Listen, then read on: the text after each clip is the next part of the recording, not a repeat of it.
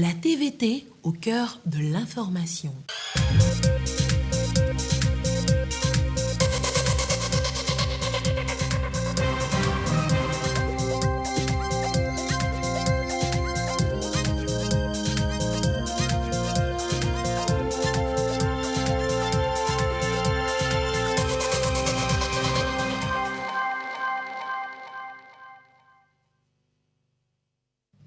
Heureuse de vous savoir au rendez-vous du journal sur la télévision togolaise. Madame, Monsieur, bonsoir et voici les titres de cette édition.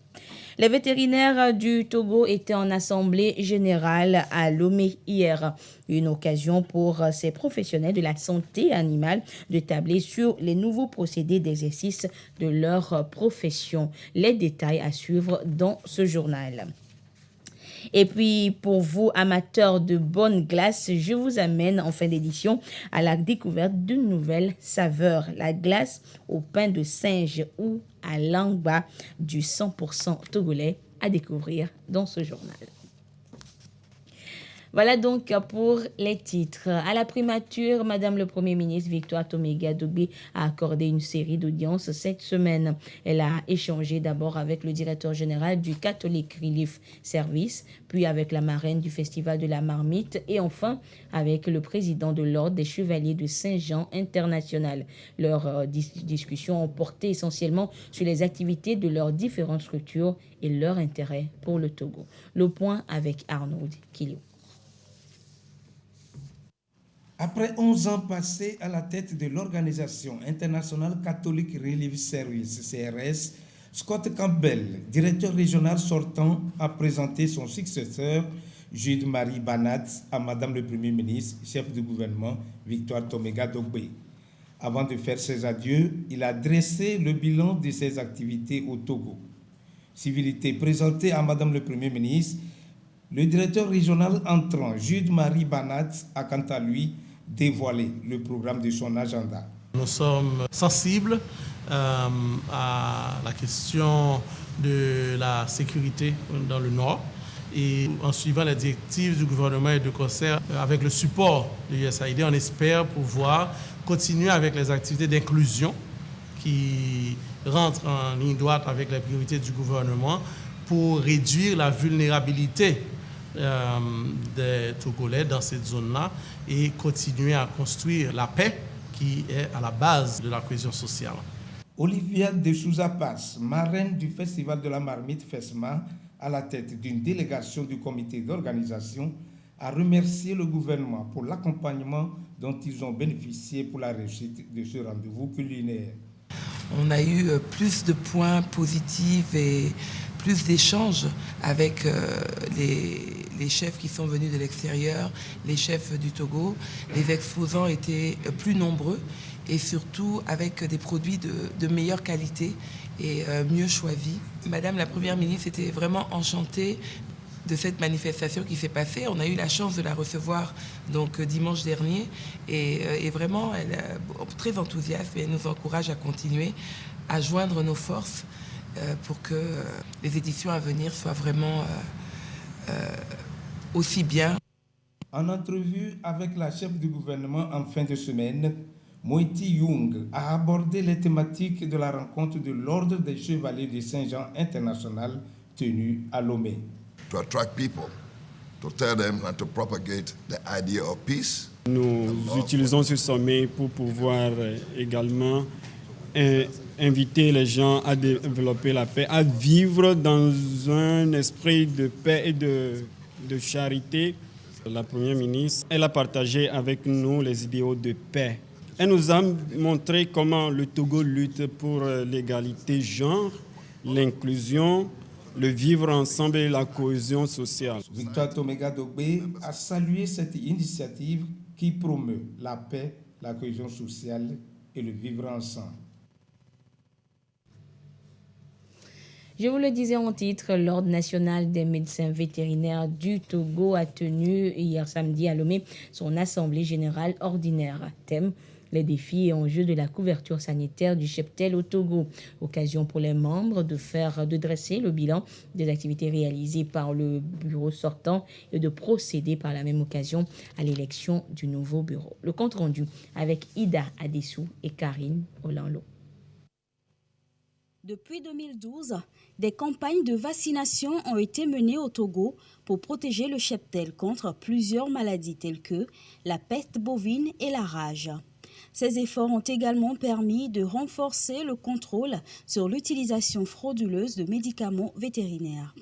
Grâce à la collaboration entre le ministère en charge de l'élevage et les professionnels vétérinaires, le Togo se positionne aujourd'hui parmi les 10 pays africains les plus avancés dans la lutte contre ces maladies qui affectent le cheptel. Malgré toutes ces initiatives et les résultats obtenus, de nombreux défis restent encore à relever pour rendre le sous-secteur de l'élevage plus performant. C'est dans cette dynamique de promotion de l'élevage que le chef de l'État, son Excellence M. Faure Essaouzouana Gnassingbé, avait donné des instructions fermes pour faire un diagnostic clair du sous-secteur suivant les régions, notamment pour améliorer la productivité de la viande et du lait et réduire le déficit en produits carnés, lutter contre les maladies récurrentes des animaux et disponibiliser les services vétérinaires à travers l'amélioration du maillage et de la couverture territoriale des services offerts. Cependant, malgré ces avancées, il reste encore des défis à relever pour garantir une meilleure couverture sanitaire du cheptel dans tout le pays. L'Ordre national des médecins vétérinaires du Togo a élu un nouveau bureau dont la mission sera de réfléchir à des solutions pour répondre à ces défis. Le grand défi du bureau qui sera mis en place aujourd'hui, c'est vraiment l'effectivité de la couverture sanitaire du pays. Et je pense que l'Ordre va pouvoir jouer sa partition en tant qu'organisme d'habilitation à l'exercice de la profession vétérinaire pour amener vraiment le médicament dans de très bonnes conditions, de façon sécurisée. Dans cette optique, le ministère en charge de l'élevage a décidé de soutenir l'Ordre national des médecins vétérinaires en équipant les bureaux de la maison du vétérinaire afin de leur permettre de mieux atteindre leur objectif. Économie à présent avec cette procédure courante dans les entreprises, les états financiers, l'élaboration des états financiers, une étape importante et non négligeable pour la bonne santé financière des entreprises. Mais quelle est concrètement l'importance de ces états financiers? Les détails dans ce dossier de Edwige Atakba-Bassabi avec la voix de Marie-Ange Bida. Il est fait obligation à toute entreprise de présenter un bilan financier. C'est un document comptable certifié par un expert et doit être déposé à l'Office togolais des recettes OTR 4 mois après la clôture d'une année d'activité. État financier, c'est l'ensemble des états, à savoir le bilan qui est l'ensemble des biens et des dettes de l'entreprise. Le compte d'exploitation ou le compte de résultat. Le terme actuel, c'est le compte de résultat. Et comme son nom l'indique, ce document permet de déterminer le résultat des opérations de l'entreprise pour une période donnée. C'est-à-dire, si c'est un exercice de 12 mois, donc c'est le résultat de 12 mois que l'état financier ressort. C'est un élément important d'appréciation de la rentabilité de l'entreprise.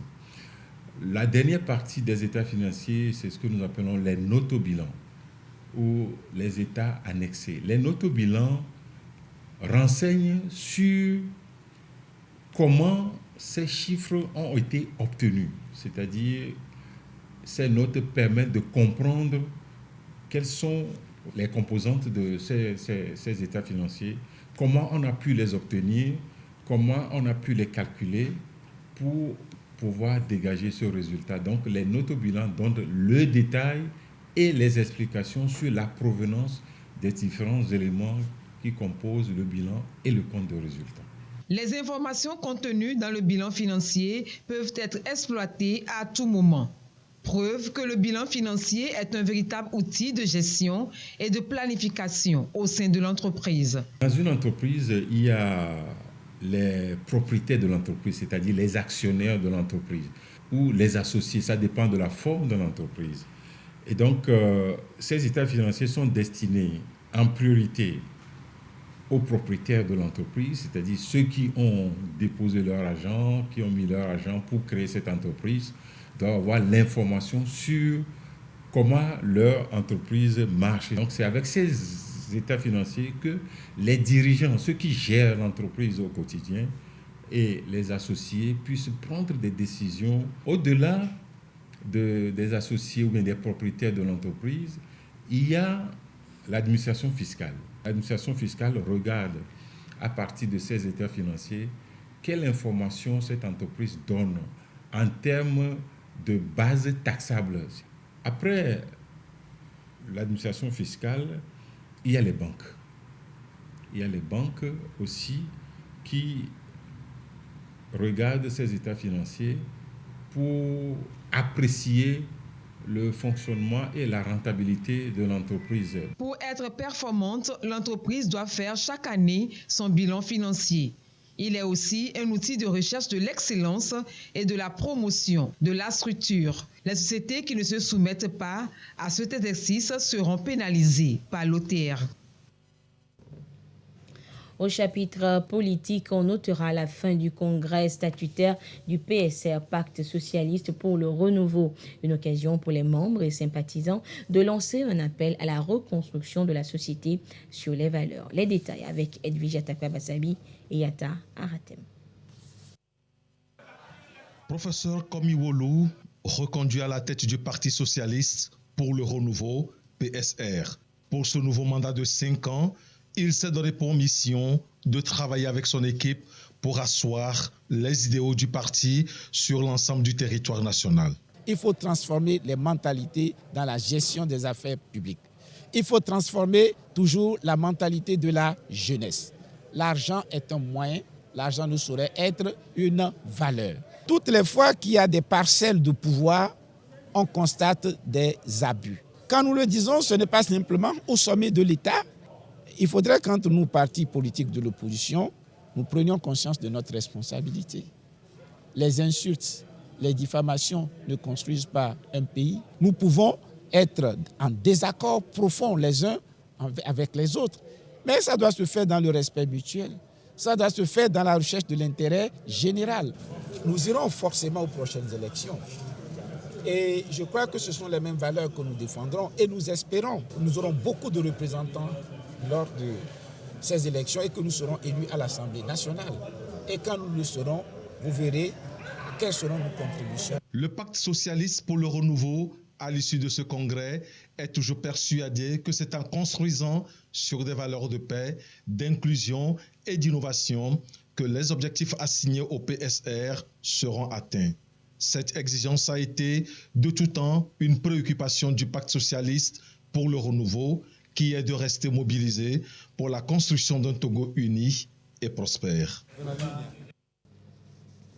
Politique toujours, cette fois au Ghana, l'ex-président John Dramani Mahama sera candidat à la prochaine présidentielle. Il a été désigné ce dimanche pour porter les couleurs de son parti, le NDC, Congrès national démocratique. L'ancien président ghanéen John Dramani Mahama a été désigné dimanche candidat du principal parti d'opposition à l'élection présidentielle de 2024. À l'issue des primaires du Congrès national démocratique, l'homme politique de 64 ans a été désigné vainqueur avec 98% des voix. Je crois que si le Congrès national démocratique prend le pouvoir, il pourra répondre à nos préoccupations, comme prendre soin de nos enfants. L'actuel parti au pouvoir nous a promis tant de choses qu'il n'a pas été en mesure de réaliser. Et si le Congrès national démocratique arrive au pouvoir, il se penchera sur ses promesses. Battu lors de la présidentielle de 2016 par le président Nana Akufo-Addo, John Dramani Mahama avait de nouveau échoué en 2020. Sa victoire à la primaire de son parti n'est pas surprenante pour nombre d'analystes en raison de son expérience. Je crois en John Dramani Mahama. Il a déjà été président et vice-président et il sait communiquer. Il est impossible que le président en exercice fasse quelque chose pour nous. Nous lui avons déjà donné 8 ans. Mais John Dramani Mahama, lui, il peut changer les choses. Et c'est pourquoi nous croyons en lui. C'est pourquoi nous sommes ici. Le parti au pouvoir tiendra sa primaire en novembre 2023. Le scrutin présidentiel est prévu pour le 7 décembre 2024.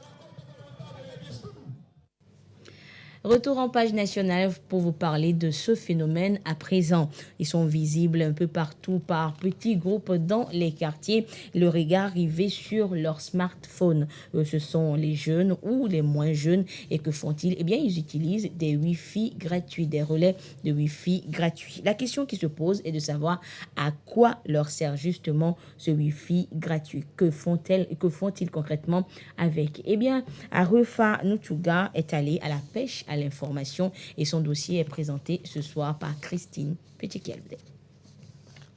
Au cœur du quartier administratif de Lomé, un attroupement de jeunes attire l'œil. Le long du mur de l'hôtel 2 février, une dizaine de personnes se regroupent, leur smartphone à la main. Il est 17h30 et la nature commence à s'assombrir, mais rien n'arrête ces jeunes connectés. Le Wi-Fi gratuit, ça nous aide un peu à améliorer dans beaucoup de domaines. Par exemple, moi, j'interviens dans le domaine de la médecine un peu. Donc, j'ai fait beaucoup de recherches sur ça. Dans cette zone, la connexion Wi-Fi est gratuite et accessible à tous. Avec le Wi-Fi, moi, je vois que je suis mieux à l'aise que d'utiliser ma propre connexion. Avec ma propre connexion, par exemple, si je vais, par exemple, maintenant, si quelqu'un publier quelque chose que moi je veux voir, tout à l'heure ça peut finir. Mais avec le Wi-Fi, je peux faire tout, je peux prendre tout une heure de temps pour pouvoir être sur le Wi-Fi, faire ce que je veux. Un avantage considérable pour ces étudiants de l'université de Lomé qui profitent de cette ressource pour télécharger et suivre les cours en ligne à 0 francs. J'utilise le Wi-Fi gratuit pour pouvoir télécharger les cours, les TD. Et puis tout ce qui concerne l'école même. Parfois on utilise aussi pour faire les TikTok. Par jour, je dirais environ 2 heures de temps. 2 heures parfois. Si j'ai déjà téléchargé les cours, je n'utilise pas. Mais après, lorsqu'on a un peu de temps libre, et je vois TikTok ou bien certaines choses avec. C'est bénéfique. Le Wi-Fi, au fait, il a plusieurs atouts. Il nous permet de télécharger au fait, le cours supplémentaire que nous avons. Également de pouvoir communiquer à distance, de parler de tout au fait. Et sur le campus, lorsque nous avons un peu de repos, après les cours, donc nous nous connectons au Wi-Fi du campus pour pouvoir télécharger ou soit faire des recherches.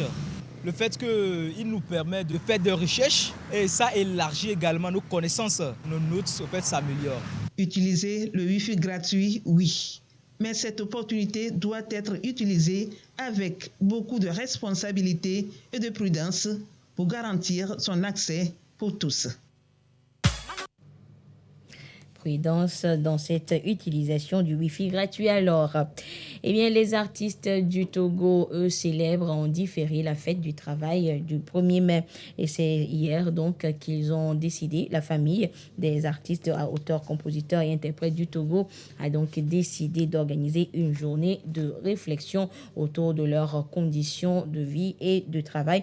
Et surtout, une occasion également pour ces artistes de sensibiliser la population sur le renforcement de la cohésion nationale en ce moment où le pays est confronté par des violences et l'insécurité sécuritaire dans le nord du pays. Et une occasion également de rappeler l'importance du rôle de l'artiste à jouer donc dans cette lutte. Le compte rendu avec Arufa Nutuga, Immaculée Bawe Abalo et la voix de Gisèle Kozona. Artistes, auteurs, compositeurs et interprètes du Togo sont conscients du rôle important qu'ils ont à jouer dans la promotion de la paix, de la sécurité et de la stabilité dans leur pays et dans la région. Ils sont des voix influentes au sein de la société et leur message peut avoir un impact positif sur la jeunesse et la population en général.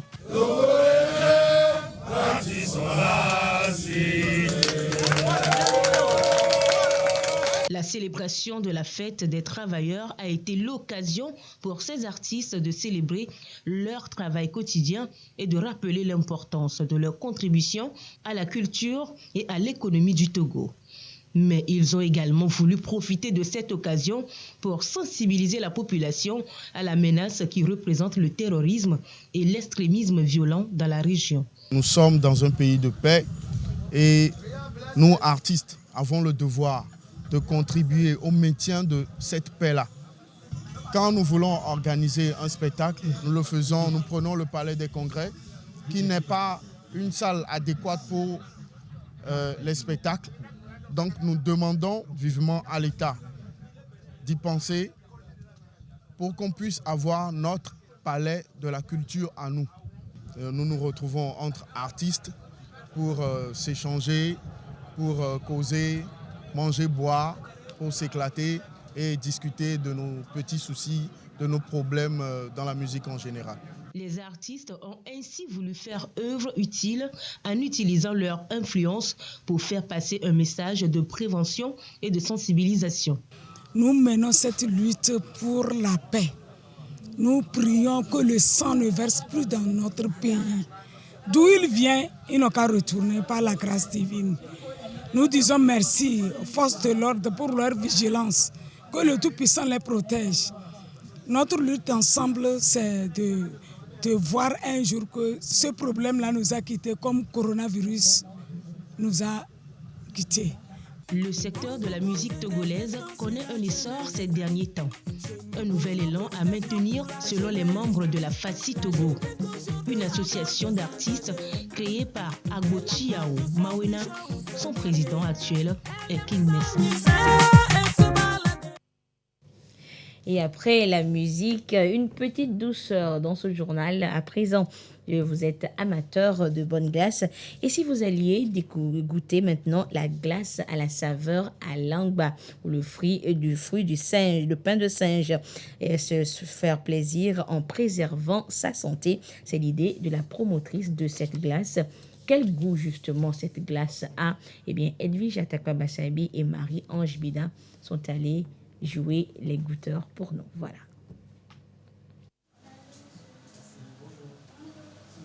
À Gouet-Télissou, il est 8h et nous sommes au délice d'Elga.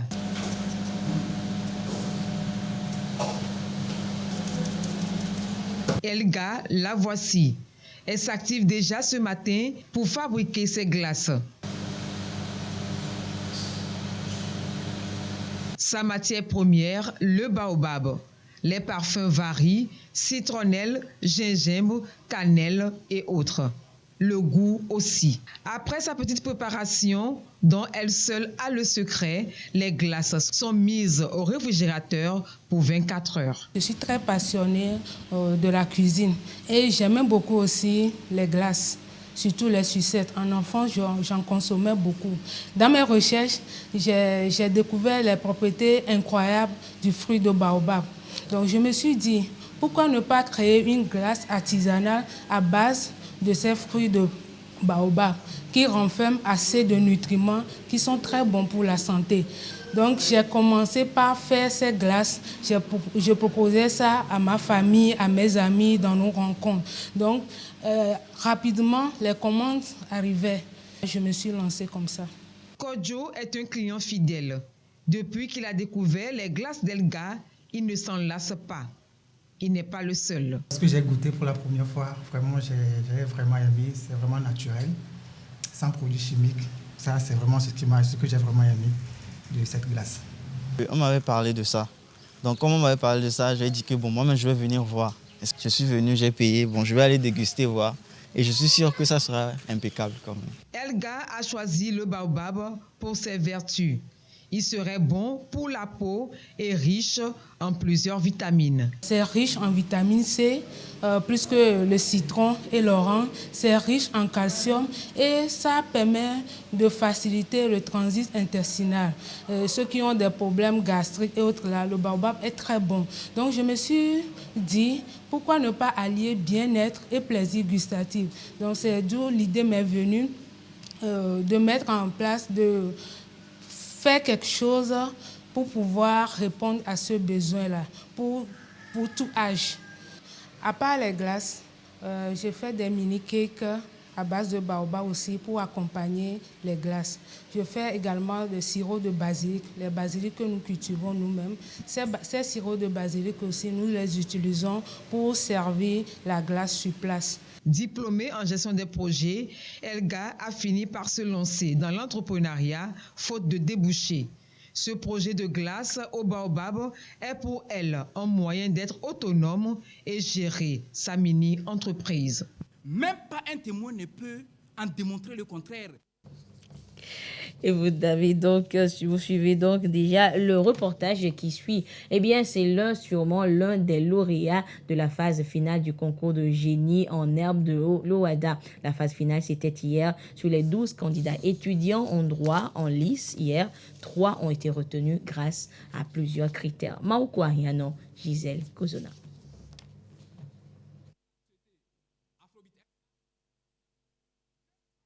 Ne peut en démontrer le contraire. L'ambiance était électrique lors de la finale nationale du concours international Génie en herbe OHADA, où les 12 candidats en lice n'avaient que 2 minutes pour répondre au QCM de la première épreuve.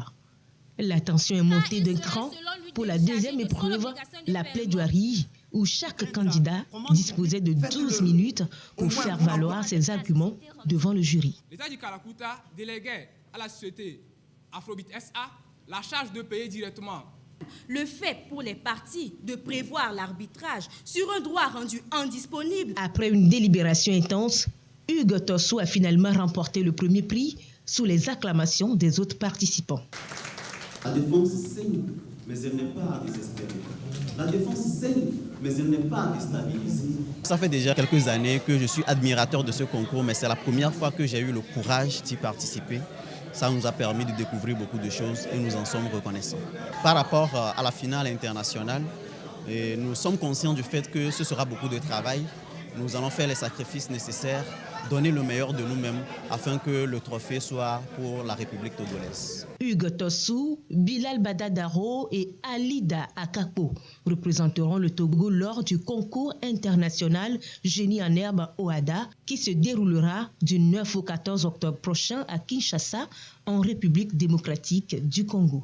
Nous allons améliorer les défauts que nous avons et cela nous permettra de remporter la 4e édition du Togo. C'est d'abord une fierté pour nous d'être sélectionnés afin de représenter le Togo à cette finale internationale. Donc c'est avec joie que je donnerai le meilleur de moi-même pour remporter le prix pour le Togo. Cette compétition rassemble plusieurs universités de droit et est organisée par l'Association internationale des étudiants juristes Togo et la coordination nationale du concours international Génie en herbe OHADA. Elle vise à stimuler l'excellence chez les jeunes étudiants. Nous devons mettre sur pied maintenant un encadrement efficace pour les 3 candidats qui devront représenter le Togo à l'édition 14, donc l'édition de cette année en RDC. Et donc nous avions déjà mis sur pied une équipe d'encadrement constituée des anciens lauréats de ce concours afin de pouvoir outiller ces candidats pour pouvoir remporter cette 4e étoile pour le Togo. Le concours en est à sa 14e édition et le Togo se positionne comme le 2e meilleur des 17 États membres de l'OHADA après la Côte d'Ivoire. Cette initiative est soutenue par Move Africa et de nombreux autres partenaires. Autre compétition, le championnat scolaire de la région des Savanes qui a connu son épilogue le week-end dernier. Durant plus de 5 mois, les élèves ont démontré leur talent sportif à travers des disciplines comme le football, le handball et l'athlétisme. Le compte rendu avec Gérard Lagoudou. Le championnat scolaire 2022-2023 a tenu toutes ses promesses. Lancé officiellement le 20 novembre 2022, les phases préfectorales ont permis de dévoiler les qualifiés niveau régional pour le compte des Savanes. Et la finale football U17 genre féminin a mis aux prises le CEG Bokou de Tandjouaré en blanc et le CEG Galangashi en jaune. Au terme du jeu, c'est le CEG de Galangashi qui s'en sort sur la plus petite des marques, 1-0.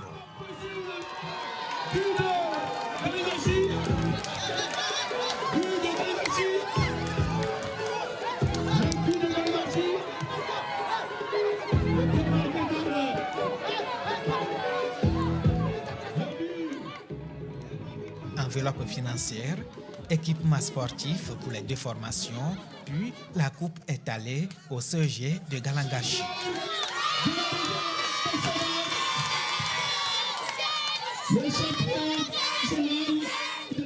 Dans le rang des cadets U15, le lycée de Korbongou a remporté la finale face au lycée de Saint-Cassé et est sacré champion football masculin. La finale football U17 masculin a opposé le lycée de Naki Est en couleur grise, venu de Pendjal Ouest, au CRETFP de Dapaon en maillot jaune. Une rencontre sanctionnée par 1-0 en faveur du CRETFP de Dapaon. Les 2 équipes sont reparties avec des enveloppes financières et des équipements sportifs, puis le trophée mis en jeu est allé au CRETFP de Dapaon. Simultanément, d'autres disciplines sportives se sont également déroulées, notamment le handball et l'athlétisme. Et les meilleurs de ces différentes compétitions ont été également primés. Notre objectif primordial au niveau des championnats scolaires, les organisants, c'est pouvoir détecter les talents pour demain. Et je pense qu'à travers ces matchs que nous avons vécus, nous avons pu détecter quand même certains qui pourront quand même éclore vraiment l'évolution du sport togolais dans toutes les disciplines. Nous avons pu faire quand même cette détection que nous rendrons compte quand même à l'autorité pour qu'on puisse prendre en charge ces enfants qui ont besoin d'être encadrés pour grandir sportivement et pour que très sincèrement dans ce sens à remercier toutes les autorités, à commençant par son Excellence Madame le ministre des Sports et des Loisirs qui nous a instruit de faire en sorte que ces régionales puissent se passer dans les très bonnes conditions. Ensuite, nous remercions les autorités locales. Des séances de sensibilisation ont par la même occasion meublé ces différentes rencontres et ont porté essentiellement sur la franche collaboration avec les forces de défense et de sécurité pour une lutte collective contre l'extrémisme violent et le terrorisme dans la région des Savanes. Et voilà, ainsi se referme ce journal. Merci de votre fidélité à la télévision togolaise. Merci à tous ceux qui nous ont suivis, notamment du côté de Farandé dans l'Abina. Excellente suite de nos programmes. Au revoir.